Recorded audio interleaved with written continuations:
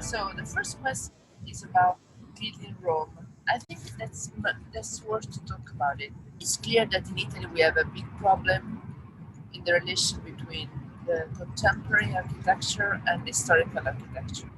So, and I think it's a problem that we have to solve later or before, because otherwise all our historical center will become like park, where it's fake and not fake. I mean that we have this sensation of rebuilt without reality. So, so I think that it is very important that we continue to build our cities as we did before. So if you think that Baldassarre Peruzzi made an intervention of Teatro di Marcello, and that how our historical cities, not only Rome, also in Italy, have been rebuilt over centuries, continuing the idea of futures. And I think we have to continue to do this. This is very important for me. How? There is no answer, of course. There is only the cultural choice of treating our cities still as a place for the future and not only for the past. This is the first question.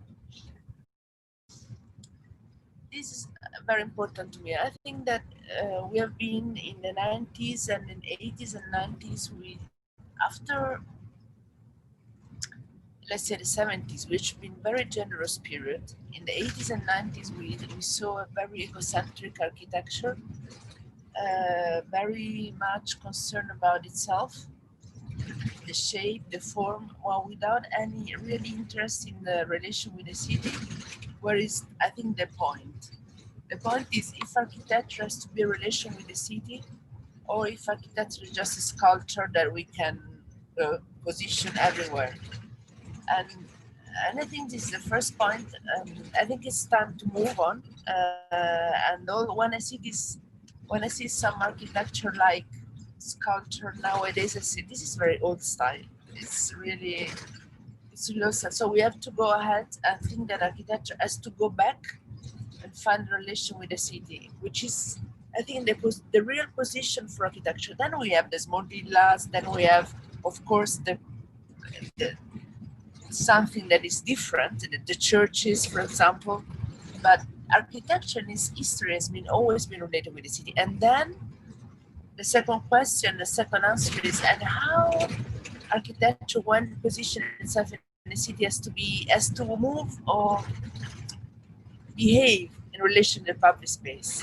And so we always try, and we are doing a very interesting research that find out how in the past the architecture has been much more generous, and we are studying some typology like the portico, the loggia, the markets, architecture that give back to the city part of itself to host some public space inside. Let's talk about the courtyard, the atrium, the gallery, the passage.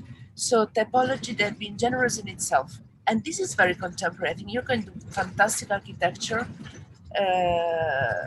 that are open, relational, and generous. This is what we think now it's the moment to do, because otherwise the city become a collection of nice, nice or bad architecture, but without the idea of the city in itself.